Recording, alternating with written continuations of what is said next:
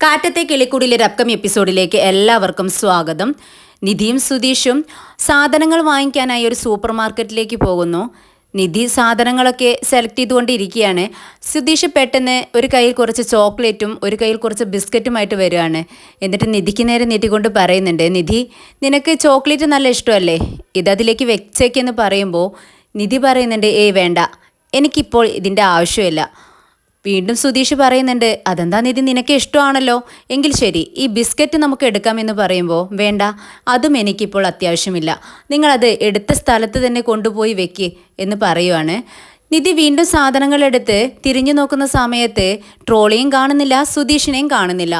നിധി ചുറ്റുപാടും നോക്കുന്നുണ്ട്, കുറേ തവണ വിളിക്കുന്നുമുണ്ട്, എന്നാൽ സുധീഷ് കേൾക്കുന്നില്ല. 2-3 തവണ കൂടി വിളിച്ച സമയത്ത് സുധീഷ് ഇതാ വരുന്നു നിധി എന്ന് പറഞ്ഞുകൊണ്ട് അങ്ങോട്ടേക്ക് വരുവാണ്.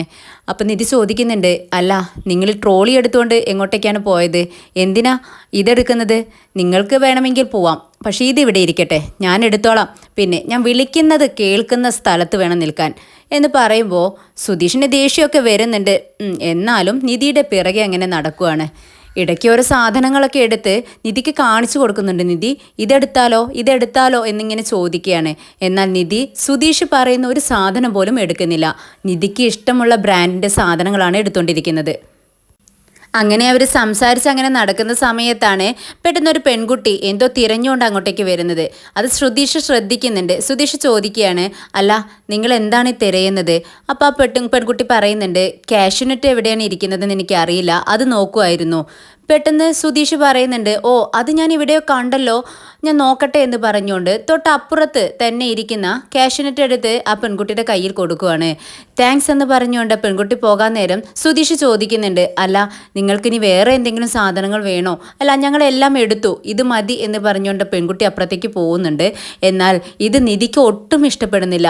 നിധി ഇവന് ചെയ്യുന്നതൊക്കെ നോക്കി ഇങ്ങനെ നിൽക്കുകയാണ്. അവൾക്ക് ദേഷ്യം വരുന്നുണ്ട്. ആ പെൺകുട്ടി പോയതിനു ശേഷം സുധീഷിനോട് ചോദിക്കുന്നുണ്ട്, അല്ല നീ എന്താ ഈ കാണിക്കുന്നത്? വരുന്നവർക്കെല്ലാം സാധനങ്ങൾ എടുത്തു കൊടുക്കാൻ നിങ്ങളെന്താ ഇവിടുത്തെ ജോലിക്കാരനാണോ? അല്ല നിധി, ഇതൊക്കെ ഒരു സഹായത്തിൻ്റെ പുറത്ത് ഞാൻ ചെയ്യുന്നതാണ്. അത്രയ്ക്ക് സഹായിക്കേണ്ട, അതിൻ്റെ ആവശ്യമില്ല എന്ന് പറഞ്ഞുകൊണ്ട് നിധി അവിടെ ഇരിക്കുന്ന ട്രോളി എടുത്ത് നമ്മുടെ സുധീഷിൻ്റെ കയ്യിൽ കൊടുക്കുവാണ്. എന്നിട്ട് പറയുന്നുണ്ട്, അതെ ഈ ട്രോളി ഉണ്ടല്ലോ, ഇത് തള്ളിക്കൊണ്ടുവാ, ഒരു പണിയില്ലാത്തതുകൊണ്ടാണല്ലോ ഇതൊക്കെ ചെയ്യാൻ തോന്നുന്നത് എന്ന് പറയുമ്പോൾ നിധിക്ക് ദേഷ്യത്തോടെയാണ് നിധി ഇതെല്ലാം പറയുന്നത്.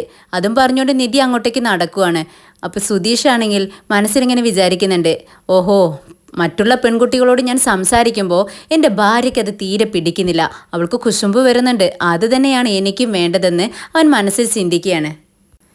ശരി സുധീഷ്, ഞാൻ ഒരു ചായപാത്രം എടുത്തിട്ട് വരാം എന്ന് പറയുമ്പോൾ സുധീഷ് പറയുന്നുണ്ട്, അതെന്തിനാ നീ വാങ്ങിക്കുന്നത്, അതെല്ലാം ഞാൻ വാങ്ങിച്ചോളാം, നീ പെട്ടെന്ന് പോവാൻ നോക്കുക എന്ന് പറയുമ്പോൾ നിധി പറയുന്നുണ്ട്, നീ വാങ്ങിക്കുമെന്നോ? അതൊന്നുമില്ല, ഇത്രയും കാലം നിങ്ങളെല്ലാവരും ഒരുമിച്ച് താമസിച്ചിരുന്ന വീട് തന്നെയാണല്ലോ അത്. നമ്മുടെ സുഭാഷ് ഏട്ടൻ എന്നും കിച്ചണിൽ ജോലി ചെയ്യുന്ന ആളാണ്. അപ്പോൾ നിങ്ങൾക്ക് ഒരു നല്ല പാത്രങ്ങളെങ്കിലും വാങ്ങിച്ചു കൊടുക്കാമായിരുന്നല്ലോ, അത് നിങ്ങൾ ഇത്രയും കാലം ചെയ്തില്ല, എന്നിട്ട് ഇപ്പോൾ ചെയ്യുമെന്നാണ് പറയുന്നത്, എനിക്ക് വിശ്വാസമില്ല എന്നും പറഞ്ഞുകൊണ്ട് കൊച്ചു പ്ലേറ്റും ചായപാത്രങ്ങൾ അങ്ങനെയുള്ള സാധനങ്ങളൊക്കെ എടുത്ത് നിധി വരുന്നുണ്ട്.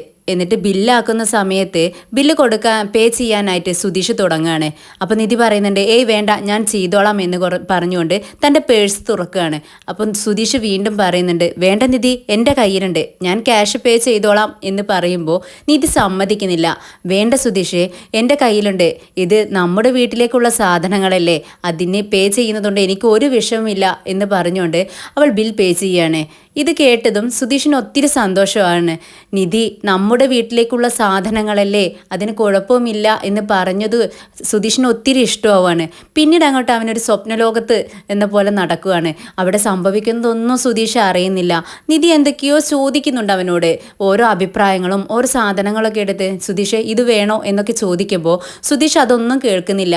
നിധി പറഞ്ഞ ആ വാക്കുകളാണ് അവൻ്റെ മനസ്സ് നിറയെ. ഇനി സാധനങ്ങളൊന്നും വാങ്ങിക്കാനില്ലല്ലോ, ഇനി നമുക്ക് സുധീഷ് പോയാലോ എന്ന് നിധി ചോദിക്കുന്നുണ്ട്. എന്നാൽ സുധീഷ് മനസ്സിലിങ്ങനെ ചിന്തിക്കുകയാണ്, പുറമേയുള്ളവരുടെ അടുത്തെല്ലാം എൻ്റെ ഭാര്യയാണ് എന്ന് നിധി ഇങ്ങനെ അഭിനയിച്ചുകൊണ്ടിരിക്കുന്നുണ്ടല്ലോ. അകത്തെങ്ങനെയോ ആയിക്കോട്ടെ, അത് പ്രശ്നമില്ല. ഇത് എന്തായാലും എനിക്ക് സന്തോഷം നൽകുന്ന ഒരു കാര്യം തന്നെയാണ് എന്ന് ചിന്തിച്ചുകൊണ്ട് സുധീഷിൻ്റെ കൈകൾ ഇങ്ങനെ പതിയെ നമ്മുടെ നിധിയുടെ മുഖത്തേക്ക് തലോടാൻ വേണ്ടി ഇങ്ങനെ ചെല്ലുവാണ്. എന്നാൽ പെട്ടെന്ന് നിധി അത് കാണുക. എന്താ സുധീഷേ, എന്താ നീ ചെയ്യുന്നതെന്ന് ചോദിക്കുമ്പോൾ പെട്ടെന്ന് ഞെട്ടുവാണ് സുധീഷ്. എന്നിട്ട് പറയുന്നുണ്ട്, അല്ല നിധി, നിൻ്റെ മുടിയിൽ എന്തോ ഡസ്റ്റ് ഇരിക്കുന്നു, അത് തട്ടാൻ വേണ്ടിയിട്ടാണെന്ന് പറയുമ്പോൾ നിധി ഞാൻ തട്ടിക്കോളാം എന്നും പറഞ്ഞുകൊണ്ട് മുടിയെല്ലാം ഇങ്ങനെ കൈകൊണ്ട് ഒതുക്കുന്നുണ്ട്. അപ്പോൾ സുധീഷ് പറയുന്നുണ്ട്, ഇല്ല നിധി, അത് പോയിട്ടില്ല, ഞാൻ തന്നെ കളഞ്ഞു തരാം എന്ന് പറഞ്ഞുകൊണ്ട് പതിയെ നിധിയുടെ മുടിയിൽ ഇങ്ങനെ തഴുകുകയാണ്. അപ്പോൾ നിധി ഇതൊന്നും മനസ്സിലാവുന്നില്ല നിധിക്ക്. നിധി ചോദിക്കുകയാണ്, അല്ല ഡസ്റ്റൊക്കെ പോയോ? പോയി എന്ന് സുധീഷ് പറയുന്നുണ്ട്. അങ്ങനെ അവർ സാധനങ്ങളെല്ലാം എടുത്ത് ആ മാളിൽ നിന്നും ഇറങ്ങുകയാണ്. അങ്ങനെ സാധനങ്ങളെല്ലാം എടുത്ത് സുധീഷ് കാറിലേക്ക് വെക്കുന്നുണ്ട്. നിധി കാറിൻ്റെ ഫ്രണ്ട് സീറ്റിലേക്ക് കയറാൻ വേണ്ടി തുടങ്ങുമ്പോൾ സുധീഷ് പറയുന്നുണ്ട്, നിധി നിൽക്ക്, ഞാനൊരു കാര്യം ചോദിക്കട്ടെ. നീ ഒരുപാട് സാധനങ്ങൾ വാങ്ങിച്ചിട്ടുണ്ടല്ലോ, എന്തിനാ അതെന്ന് ചോദിക്കുമ്പോൾ നിധി പറയുന്നുണ്ട്, ഞാനിതെല്ലാം മുൻകൂട്ടി വാങ്ങാൻ വേണ്ടി നിശ്ചയിച്ച് വെച്ചിരിക്കുക തന്നെയായിരുന്നു. പക്ഷേ എൻ്റെ സാലറി വരാൻ കുറച്ച് വൈകിയല്ലോ, അതുകൊണ്ടാണ് ഇത്രയും നേരം വൈകിയത് വാങ്ങിക്കാനായിട്ട്. പിന്നെ നമ്മുടെ വീട്ടിൽ ഒരുപാട് സാധനങ്ങളുടെ കുറവുണ്ട്. നമ്മുടെ സുഭാഷ് ഏട്ടൻ അതെല്ലാം അഡ്ജസ്റ്റ് ചെയ്തിട്ടാണ് കിച്ചണിൽ ജോലി ചെയ്യുന്നത്. എന്നാൽ ഇനി വരാൻ പോകുന്ന ഒരു പെൺകുട്ടിക്ക് അതെല്ലാം അഡ്ജസ്റ്റ് ആവണമെന്നില്ല. അതുകൊണ്ടാണ് ഞാൻ ഈ സാധനങ്ങളെല്ലാം വാങ്ങിച്ചത്. ഉടനെ തന്നെ സുധീഷ് പറയുന്നുണ്ട്, വിവാഹത്തെക്കുറിച്ചാണോ പറയുന്നത്, വരാൻ പോകുന്ന പെൺകുട്ടിയെക്കുറിച്ചും? പക്ഷേ ഈ വിവാഹം ഒരു ട്രാപ്പായിട്ടാണ് എനിക്ക് തോന്നുന്നത്. നിൻ്റെ അഭിപ്രായം എന്താ എന്ന് ചോദിക്കുമ്പോൾ നിധി പറയുന്നുണ്ട്, അത് എനിക്കറിയില്ല, എന്താണ് അതിനെക്കുറിച്ച് പറയാനും എനിക്കറിയില്ല. ഞാൻ നിങ്ങളോട് അന്വേഷിക്കാൻ വേണ്ടി പറഞ്ഞതല്ലേ, അന്വേഷിച്ചോ എന്ന് ചോദിക്കുമ്പോൾ സുധീഷ് പറയുന്നുണ്ട്, ഇല്ല അന്വേഷിച്ചിട്ടില്ല. ആദ്യം നിങ്ങൾ ചെന്ന് ആ പെൺകുട്ടിയുടെ വീട്ടിൻ്റെ ചുറ്റുപാടുമുള്ള സ്ഥലങ്ങളിലേക്ക് ഒന്ന് അന്വേഷിക്കുക, ആ പെൺകുട്ടിയെക്കുറിച്ചും വീട്ടുകാരെക്കുറിച്ചും. എന്നിട്ട് നമുക്കൊരു തീരുമാനത്തിലെത്താം. എന്നും ചേട്ടൻ പെണ്ണ് കാണാൻ പോയി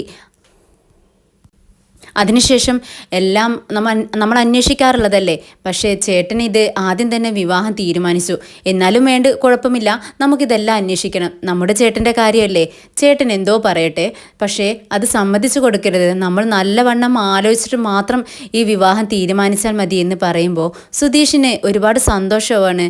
നമ്മുടെ വീട്ടുകാരുടെ ഒക്കെ കാര്യത്തിൽ നിധി ഇങ്ങനെ നല്ല ഒരു തീരുമാനങ്ങൾ എടുക്കുമ്പോൾ സുധീഷിന് ഒത്തിരി സന്തോഷമാവുന്നുണ്ട്. അങ്ങനെ നിധി കാറിലേക്ക് കയറുവാണ്. അങ്ങനെ അവർ വീട്ടിലേക്ക് പോവാണ്. സുധീഷും നിധിയും വലിയൊരു കവറുമായിട്ട് വീട്ടിലേക്ക് കയറി വരുന്നത് കണ്ട് സുഭാഷ് ഏട്ടൻ ഓടി ചെല്ലുവാണ്. അല്ല എന്താ ഇത് മക്കളെ, എന്താ നിങ്ങൾ ഈ വാങ്ങിച്ചിരിക്കുന്നത്, ഇത്രയും കനമുള്ള സാധനങ്ങളോ എന്നൊക്കെ ചോദിച്ച് സുഭാഷ് ഏട്ടൻ പെട്ടെന്ന് ആ കവറെല്ലാം മേടിച്ച് താഴെ വെക്കുകയാണ്.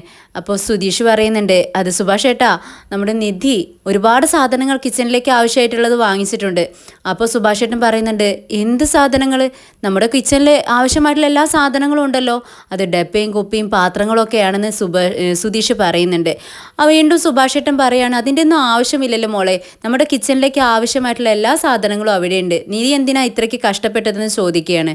അപ്പോൾ സുധീഷ് പറയുന്നുണ്ട്, അവിടെ വളഞ്ഞതും ഞെളുങ്ങിയുമായിട്ടുള്ള സാധനങ്ങളല്ലേ ഉള്ളൂ, ഇത് നല്ല നല്ല സാധനങ്ങളാണ്, സുഭാഷ് ഏട്ടൻ കണ്ടാൽ ഒത്തിരി ഇഷ്ടമാവും എന്നും പറഞ്ഞുകൊണ്ട് ഈ കവറെല്ലാം എടുത്ത് കിച്ചണിൽ കൊണ്ടുപോയി അതിലുള്ള സാധനങ്ങളിൽ ഓരോന്നുമായി സുധീഷും നിധിയും പുറത്തേക്ക് എടുത്ത് വെക്കുകയാണ്. നമ്മുടെ നികേഷിനും സുഭാഷ് ഏട്ടനൊക്കെ അത് ഒത്തിരി ഇഷ്ടമാണ്. നിധി അതിലുള്ള പ്ലാസ്റ്റിക് പാത്രങ്ങളൊക്കെ എടുത്ത് സുധീഷിൻ്റെ കയ്യിൽ കൊടുക്കുകയാണ്. എന്നിട്ട് പറയുന്നുണ്ട്, നിങ്ങൾ ഈ പാത്രങ്ങളൊക്കെ ഒന്ന് കഴുകി വെച്ചേ. അപ്പോൾ സുധീഷ് പറയാണ്, എന്താ നിധി ഇതൊക്കെ പുതിയ പാത്രങ്ങളല്ലേ, നമ്മളിങ്ങ് വാങ്ങിച്ച് വന്നതല്ലേ ഉള്ളൂ, പിന്നെ എന്തിനാ ഇത് കഴുകുന്നതെന്ന് ചോദിക്കുന്നുണ്ട്. അപ്പോൾ നിധി പറയുന്നുണ്ട്, പാത്രങ്ങൾ പുതിയതായാലും അത് വാങ്ങിച്ചു കഴിഞ്ഞാൽ നല്ലവണ്ണം കഴുകണം, എന്നിട്ട് സാധനങ്ങൾ അതിലിട്ട് വെക്കാവൂ എന്ന് നിധി പറയുകയാണ്. ശരിയെന്ന് പറഞ്ഞുകൊണ്ട് സുധീഷ് മനമില്ലാ മനസ്സോടുകൂടി അത് കഴുകാനായിട്ട് സിങ്കിൻ്റെ അടുത്തേക്ക് നടക്കുമ്പോൾ സുഭാഷ് ഏട്ടൻ ചിരി വരുവാണ്. എന്നിട്ട് പുഞ്ചിരിയോട് കൂടി പറയുന്നുണ്ട്, സുധീഷേ അതെല്ലാം എങ്ങെടുത്താ, ഞാൻ കഴുകി വെച്ചോളാം എന്ന് പറയുമ്പോഴേക്കും സുധീഷ് അതുമായിട്ട് പെട്ടെന്ന് സുഭാഷിൻ്റെ അടുത്തേക്ക് ചെല്ലുവാണ്. ഓക്കെ സുഭാഷ് ഏട്ടൻ കഴുകിക്കോ എന്ന് പറഞ്ഞ് സുഭാഷ് ഏട്ടൻ്റെ കയ്യിലേക്ക് ഡപ്പകൾ കൊടുക്കുന്ന സമയത്ത് നിധി തടയാണ്. വേണ്ട, അതിൻ്റെ ആവശ്യമില്ല സുഭാഷ് ഏട്ടാ, എന്താ നിങ്ങൾ കഴുകാൻ നിങ്ങൾക്ക് സാധിക്കില്ലേ എന്ന് സുധീഷിൻ്റെ അടുത്ത് ചോദിക്കുകയാണ് നിധി. പിന്നെ എന്താ, കഴുകണമല്ലോ, കഴുകിയല്ലേ തീരൂ എന്നിങ്ങനെ അർത്ഥം വെച്ച് സംസാരിച്ച് സുധീഷ് അതെല്ലാം കഴുകി വെക്കുകയാണ്. വീണ്ടും കുറേ സാധനങ്ങളെല്ലാം കവറിൽ നിന്നും എടുത്തു വെക്കുന്നത് കണ്ട് സുഭാഷ് ഏട്ടൻ ചോദിക്കുന്നുണ്ട്, മോളെ ഇതിൽ ഒരുപാട് സാധനങ്ങളുണ്ടല്ലോ എന്ന് പറയുമ്പോൾ നിധി പറയുന്നുണ്ട്, സുഭാഷ് ഏട്ടാ ഇതൊന്നും ആയിട്ടില്ല, ഇനിയും ഒരുപാട് സാധനങ്ങൾ വാങ്ങിക്കാനായിട്ടുണ്ട്, കുറേശ്ശെ ആയിട്ട് വാങ്ങിക്കാമെന്നാണ് ഞാൻ വിചാരിക്കുന്നത്. അതിനുശേഷം നിധി അതിൽ നിന്നും ഒരു ചോക്ലേറ്റ് എടുത്ത് നികേഷിന് കൊടുക്കുവാണ്. താങ്ക് യു ചേച്ചി എന്ന് പറയും, ചേട്ടത്തി എന്ന് പറയുകയാണ് അവന്. എന്നാൽ ഇത് സുധീഷ് കാണുന്നുണ്ട്. സുധീഷിന് ദേഷ്യം വരുവാണ്. സുധീഷ് ചോദിക്കുന്നുണ്ട്, അല്ല നിധി ജോലികളെല്ലാം ചെയ്യുന്നത് ഞാൻ, പക്ഷേ ചോക്ലേറ്റ് അവനാണല്ലോ. അപ്പോൾ നിധി പറയുന്നുണ്ട്, എന്താ നിങ്ങൾക്ക് വിഷമം തോന്നുന്നുണ്ടോ, ചോക്ലേറ്റ് അവന് തന്നെയാണ് എന്ന് പറഞ്ഞ് നിധി തിരിഞ്ഞു നിന്ന് ജോലി ചെയ്തുകൊണ്ടിരിക്കുകയാണ്. എല്ലാവരും കിച്ചണിൽ ഓരോ തമാശകളൊക്കെ പറഞ്ഞ് ഓരോ ജോലികൾ ഇങ്ങനെ ചെയ്തുകൊണ്ടിരിക്കുന്ന സമയത്ത് ഹാളിൽ നമ്മുടെ ഹരീഷ് തനിയെ ടെൻഷനായിട്ട് ഇരിക്കുകയാണ്. പെട്ടെന്നാണ് ഫോൺ റിങ് ചെയ്യുന്നത്. ഹരീഷ് ഫോൺ എടുത്ത് ഹലോ എന്ന് പറയുകയാണ്. അപ്പുറത്തെ സൈഡിൽ നീതു ആണ്. നീതു ദേഷ്യത്തിലാണ്.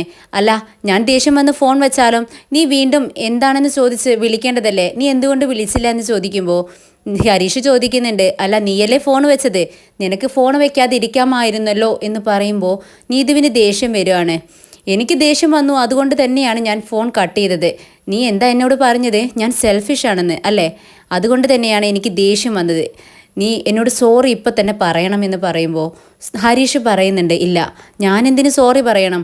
അപ്പോൾ നിധു പറയുന്നുണ്ട്, നിനക്ക് എന്നോട് സ്നേഹം ഉണ്ടെങ്കിൽ, ലവ് ഉണ്ടെങ്കിൽ, യഥാർത്ഥത്തിലുള്ള ലവ് ഉണ്ടെങ്കിൽ നീ എന്നോട് സോറി പറയണമെന്ന് പറയുക.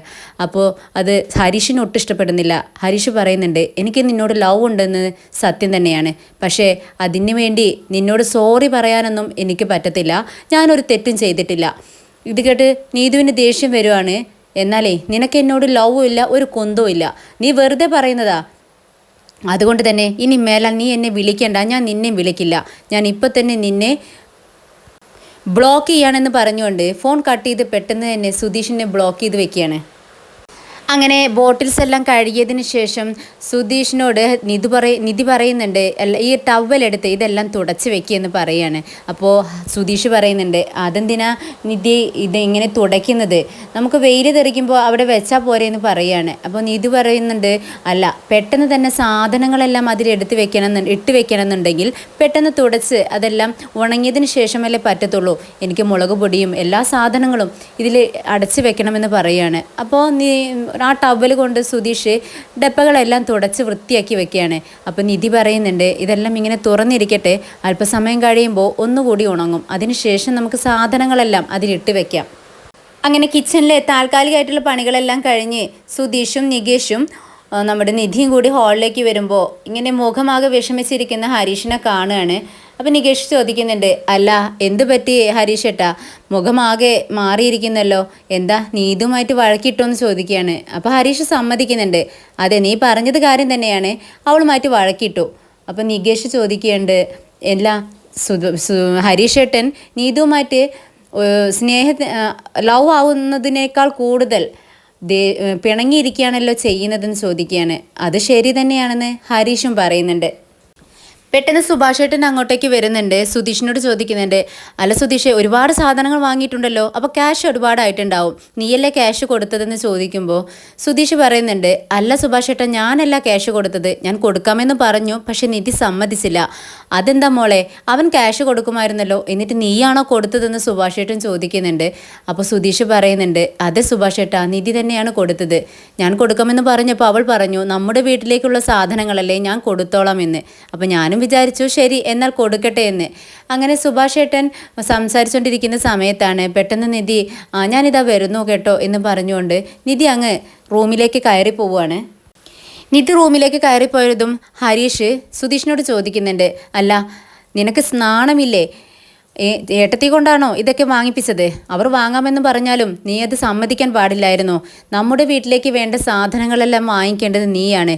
അപ്പോൾ സുധീഷ് പറയുന്നുണ്ട്, നീ എന്താടാ അങ്ങനെ പറയുന്നത്, നമ്മുടെ വീടെന്ന് പറയുമ്പോൾ അവളുടെ കൂടി വീടല്ലേ, അപ്പോൾ അവൾക്കത് വാങ്ങിക്കുന്നതുകൊണ്ട് കുഴപ്പമൊന്നും ഇല്ലല്ലോ, അതിനുള്ള അവകാശം അവൾക്ക് ഉണ്ടല്ലോ എന്ന് ചോദിക്കുകയാണ്. അപ്പോൾ ഹരീഷ് പറയുന്നുണ്ട്, നീ പറയുന്നതൊക്കെ കാര്യം ശരി തന്നെയാണ്, പക്ഷേ ചേട്ടത്തിക്ക് വേണ്ട ആ സാധനങ്ങൾ കൂടി നീയാണ് വാങ്ങിച്ചു കൊടുക്കേണ്ടത്, അതുപോലെ നമ്മുടെ വീട്ടിലേക്കുള്ള സാധനങ്ങളും. അതിന് പകരം നീ ചേട്ടത്തെ കൊണ്ട് ഇതെല്ലാം ചെയ്യിച്ചിരിക്കുന്നു, നാണമില്ലല്ലോ നിനക്ക്. പെട്ടെന്ന് സുധീഷ് പറയുന്നുണ്ട്, ആവശ്യമില്ലാത്ത കാര്യത്തെക്കുറിച്ച് നീ വേണ്ടാത്ത സംസാരിക്കേണ്ടത് എന്ന് പറയുമ്പോൾ പെട്ടെന്ന് ഹരീഷ് പറയുന്നുണ്ട്, ഞാൻ ആവശ്യമുള്ളത് തന്നെയാണ് പറയുന്നത്. അപ്പോൾ പെട്ടെന്ന് തടയുകയാണ് നമ്മുടെ സുഭാഷ് ഏട്ടൻ. വേണ്ട, നിങ്ങൾ നിർത്തിയേക്ക്, ഇനി കൂടുതൽ സംസാരിച്ചാൽ ഇത് ഒരു വഴക്കിലും അടിയിലുമാണ് അവസാനിക്കുന്നത്, അതിലേക്ക് പോവണ്ട എന്ന് പറയുമ്പോൾ നികേഷും പറയുന്നുണ്ട്, വേണ്ട നിർത്തിയേക്ക്, വാ ഹരീഷ് ഏട്ടൻ വാ, നമുക്ക് റൂമിലേക്ക് പോകാം എന്ന് പറഞ്ഞുകൊണ്ട് ഹരീഷിൻ്റെ കയ്യിൽ പിടിക്കുകയാണ്. പെട്ടെന്ന് ഞാൻ കുതറി മാറുന്നുണ്ട്. എന്നിട്ട് പറയുന്നുണ്ട്, വേണ്ട, ഞാൻ പറഞ്ഞത് സത്യം തന്നെയാണ്. ഇവൻ കുറേ ദിവസമായി ഇങ്ങനെയൊക്കെ ചെയ്യുന്നു. ദേ ചേട്ടത്തിയെ കൊണ്ട് ഇതൊന്നും ചെയ്യിക്കേണ്ട ഒരാവശ്യമില്ല. ഇത് ഇങ്ങനെ തുടർന്നു പോട്ടെ എന്ന് വിചാരിച്ച് നമ്മൾ മിണ്ടാതിരുന്നാൽ വീണ്ടും സുധീഷേട്ടൻ ഇത് തന്നെ ആവർത്തിച്ചുകൊണ്ടിരിക്കും. ഇനി അങ്ങനെ ചെയ്യാൻ പാടില്ല, അതിനു വേണ്ടിയാണ് ഞാൻ ഇത് പറഞ്ഞതെന്ന് പറയുവാണ്. പെട്ടെന്ന് സുധീഷ് പറയുന്നുണ്ട്, നമ്മുടെ വീട്ടിലേക്കുള്ള സാധനങ്ങൾ ഞാൻ വാങ്ങിക്കോളാം എന്ന് നിധി പറയുന്ന സമയത്ത് എനിക്കതൊരു സന്തോഷമാണ് ഉണ്ടാക്കിയത് എനിക്ക്. അതുകൊണ്ടാണ് ഞാൻ അവൾ വാങ്ങിക്കുകയാണെങ്കിൽ വാങ്ങിക്കട്ടെ എന്ന് വിചാരിച്ചത്. അല്ലാതെ ഇതിൽ വേറൊരു അർത്ഥവുമില്ലെന്ന് പറയുമ്പോൾ ഹരീഷ് പറയുന്നുണ്ട്, നീ പണ്ട് മുതലേ ഇങ്ങനെ തന്നെയല്ലേ, ഓരോന്നിനും ഓരോ ന്യായങ്ങളുണ്ടാവും നിനക്ക്. എന്നും നിനക്ക് വീട്ടിലേക്കുള്ള ചിലവ് വഹിക്കാൻ നിനക്ക് ഇഷ്ടമില്ല. നീ ഒരു സാധനം എങ്കിലും വീട്ടിലേക്ക് വാങ്ങിച്ചുകൊണ്ട് വന്നിട്ടുണ്ടോ? നീ വളരെ പിശുക്കനാണെന്ന് പറയുന്ന സമയത്ത് സുധീഷിന് ദേഷ്യം വരുവാണ്. സുധീഷ് കൈ ഓങ്ങിക്കൊണ്ട് നമ്മുടെ ഹരീഷിൻ്റെ അടുത്തേക്ക് ഓടി ചെല്ലുന്നുണ്ട്. പിന്നീട് അവിടെ രണ്ടുപേരും നല്ല അടി നടന്നുകൊണ്ടിരിക്കുകയാണ്. നികേഷും സുഭാഷ് ഏട്ടനും ഇടയിൽ കയറി അവരെ തടുക്കാൻ ശ്രമിക്കുന്നുണ്ട്. പക്ഷെ രണ്ടുപേരും അടങ്ങുന്നില്ല. തലങ്ങും വിലങ്ങും അടിച്ചുകൊണ്ടിരിക്കുകയാണ്. നിലത്ത് കിടന്ന് ഉരുണ്ടാണ് അവർ അടി കൂടുന്നത്. പെട്ടെന്ന് ഈ സൗണ്ടൊക്കെ കേട്ട് ബഹളവും കേട്ട് നമ്മുടെ നിധി റൂമിൽ നിന്നും ഓടി വരുന്നുണ്ട്. എന്ത് പറ്റി സുഭാഷ് ഏട്ടാ? ഞാൻ അങ്ങോട്ടേക്ക് മാറിയപ്പോഴേക്കും ഇവിടെ എന്താ സംഭവിച്ചത്, എന്താ കാര്യം? എടാ നിർത്ത് പറയുന്നുണ്ട്. പക്ഷേ അവരത് കേൾക്കുന്നില്ല. ഉരുണ്ട് അവർ അടി കൂടിക്കൊണ്ടിരിക്കുകയാണ്. പെട്ടെന്ന് നിധി അവിടെ ഒരു കപ്പിലുണ്ടായിരുന്ന വെള്ളമെടുത്ത് അവരുടെ ദേഹത്തേക്ക് അങ്ങ് ശക്തിയിൽ ഒഴിക്കുകയാണ്. അവർ പെട്ടെന്ന് അടികൂടലൊക്കെ നിർത്തി പെട്ടെന്ന് എഴുന്നേൽക്കുകയാണ്. നിങ്ങൾ എന്താണ് വിചാരിച്ചു വെച്ചിരിക്കുന്നത്? ഞാൻ ഒരു 2 നിമിഷത്തേക്ക് അങ്ങ് മാറിയതേ ഉള്ളൂ, അപ്പോഴേക്കും നിങ്ങൾ അടികൂടി. നിങ്ങൾ എന്താ ചെറിയ പിള്ളേരെ പോലെ ഇങ്ങനെ തുടങ്ങിയാൽ എന്ത് ചെയ്യും? ഇതെല്ലാം നിർത്തി വെച്ചിരുന്നതല്ലേ, വീണ്ടും തുടങ്ങിയോ നിങ്ങൾ? ഇതെല്ലാം ഞാൻ കണ്ടാൽ ഞാൻ സഹിക്കും. പക്ഷേ ഇനി വരാൻ പോകുന്ന പെൺകുട്ടി ഇത് സഹിക്കുമെന്ന് നിങ്ങൾക്ക് തോന്നുന്നുണ്ടല്ലോ? ആ പെൺകുട്ടിയെങ്ങാനും ഇത് കണ്ടാലുണ്ടല്ലോ, പിന്നെ നിങ്ങളെപ്പറ്റി എന്താണ് മോശമായിട്ടാണ് പെൺകുട്ടിയുടെ മനസ്സിലുണ്ടാവുക. നിങ്ങളത് ചിന്തിക്കുന്നുണ്ടോ? എന്തെങ്കിലും പ്രശ്നങ്ങളുണ്ടെങ്കിൽ അത് പറഞ്ഞു തീർക്കണം. കുഞ്ഞു കുട്ടികളെ പോലെ ഇങ്ങനെ ഉരുണ്ട് അടി കൂടുകയാണോ വേണ്ടത്? നാണമില്ലേ നിങ്ങൾക്ക്?